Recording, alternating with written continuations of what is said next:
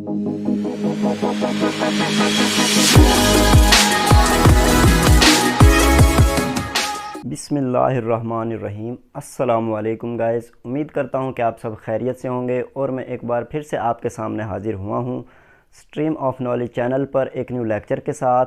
तो गाइस, आज हम लेक्चर नंबर 27 में ट्रांसफार्मर के हामिंग साउंड के बारे में बात करेंगे, ठीक है।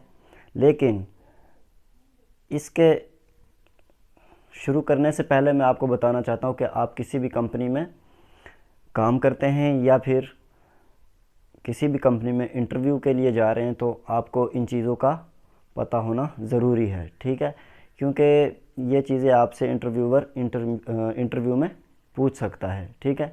तो आइए देखते हैं लेक्चर नंबर 27 नंबर 1 पे है ट्रांसफार्मर में हार्मिंग साउंड क्यों आता है, इसकी क्या वजह है। तो गाइस, ट्रांसफार्मर में जो मैग्नेटिज्म फ्लक्स जनरेट होता है उसकी वजह से ये हार्मिंग साउंड आता है, ठीक है। इस वजह से इसकी यानी कि ये वजह है, ठीक है। तो नंबर 2 पे है गाइस, ट्रांसफार्मर में जो हार्मिंग साउंड है क्या इसको कम किया जा सकता है। तो गाइस, ट्रांसफार्मर में जो हार्मिंग साउंड है वो एक नॉर्मल कॉल है और वो आएगा ही, ठीक है। लेकिन अब जो नए ट्रांसफार्मर आ रहे हैं, ठीक है, जो कोई भी कंपनी अब नए जो ट्रांसफार्मर इस्तेमाल कर रही है उनमें हार्मिंग साउंड को काफ़ी हद तक कम किया गया है, यानी कि अच्छे और आला किस्म के आयरन मटेरियल का इस्तेमाल करके, ठीक है। उसके बाद नंबर 3 पे है गाइस, ट्रांसफार्मर के अंदरूनी नकाइस। तो गाइस, ट्रांसफार्मर के अंदरूनी नकाइस यानी कि बहुत से हो सकते हैं, जिनमें से मैंने कुछ बुनियादी नकाइस हैं जो वो आपके सामने यहाँ पे लिखे हुए हैं कि सबसे पहला जो है वो है कि अर्थ और फेज़ वायर का आपस में शॉर्ट हो जाना या बाहम जुड़ जाना, ठीक है। ये ट्रांसफार्मर का पहला अंदरूनी फॉल्ट है, ठीक है। उसके बाद है गाइस नंबर 2 पे ट्रांसफार्मर के एचटी और एलटी वाइंडिंग का ओपन हो जाना, ठीक है। ये भी ट्रांसफार्मर का अंदरूनी नकाइस है, ठीक है। नंबर 3 पे है गाइस कि ट्रांसफार्मर कोर इंसुलेशन का ख़ात्मा हो जाना, यानी कि ट्रांसफार्मर कोर की जो इंसुलेशन है वो ब्रेक डाउन हो जाती है, ख़त्म हो जाती है, ठीक है।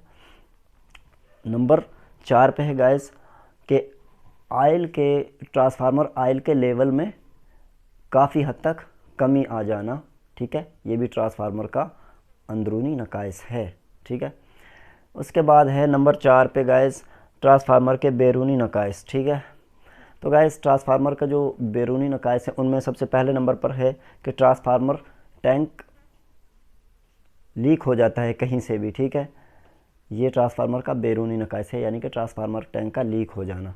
नंबर 2 पे है गाइस कि इंसुलेटर बुशिंग्स का टूट जाना, ठीक है। जो एलटी और एसटी के बुशिंग्स जो ट्रांसफार्मर्स के टॉप प्लेट के ऊपर लगे होते हैं, ठीक है, उनका कहीं से भी टूट जाना, ठीक है।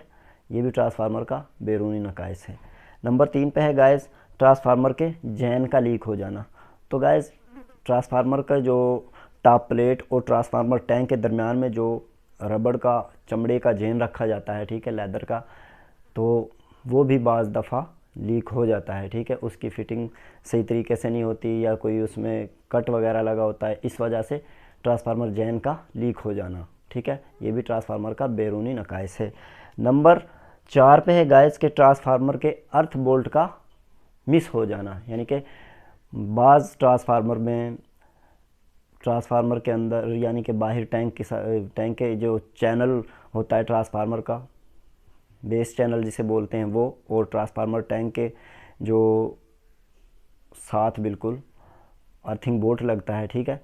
तो उस अर्थिंग बोल्ट का भी मिस हो जाना ट्रांसफार्मर का बैरूनी नकाइस कहलाता है, यानी कि ट्रांसफार्मर को अर्थिंग देना बहुत ज़रूरी है और अर्थिंग देने के लिए अर्थ बोल्ट लगाया जाता है, और अगर अर्थ बोल्ट मिस कर दिया जाए तो ये भी ट्रांसफार्मर के बैरूनी नकाइस में आता है। तो गाइस, ये था हमारा आज का लेक्चर। उम्मीद करता हूँ कि आप सबको इस लेक्चर की बहुत ही अच्छे से समझ आई होगी। तो अब दीजिए मुझे इजाज़त, इंशाल्लाह फिर मिलेंगे अगली वीडियो में एक नए लेक्चर के साथ। अल्लाह हाफिज़।